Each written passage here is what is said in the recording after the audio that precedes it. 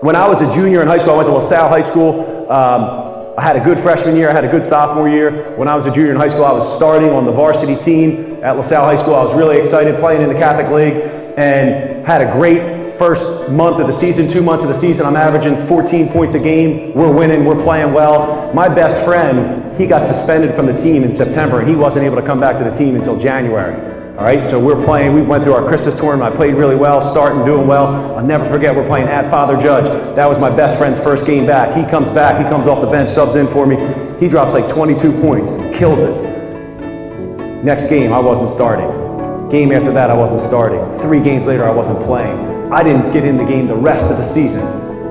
And that's 2 months of pain, 2 months of suffering, 2 months of woe is me. And each and every single day when I would come home, I would be upset. I'm getting goosebumps talking about this. Each and every day I'd come home and there would be times my parents would see me upset, but there wasn't one time where my dad said, okay, let's schedule a meeting with the coach. You should be playing. You should be starting over him. My parents said every single time, what are you doing that isn't allowing you to play? What are you doing that's not beating out that player? My dad would always say, the coach is not playing favorites. The most favorite people that he's putting in are the people that he thinks is going to win the game. And I'll never forget that. That was a great lesson for me because there was never a time, every single day, I was so mad at that coach, you know, from January all the way till March. But what I did was I used that to fuel my performance in the spring and in the summer. And when I came back, I was a starter, I was all Catholic, and then I played in college and I led the country in scoring, and then I played professional basketball and I got paid to play basketball.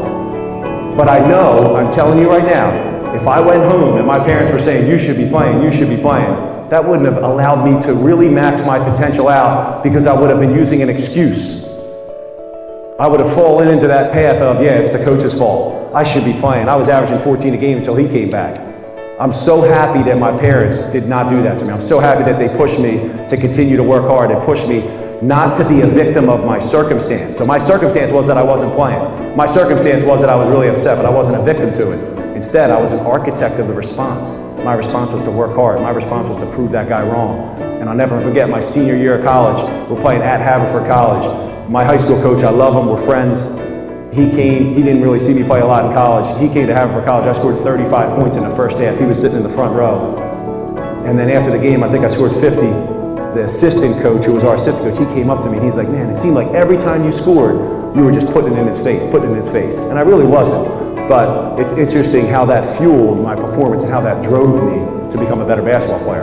That would never have happened if my parents allowed me to make an excuse.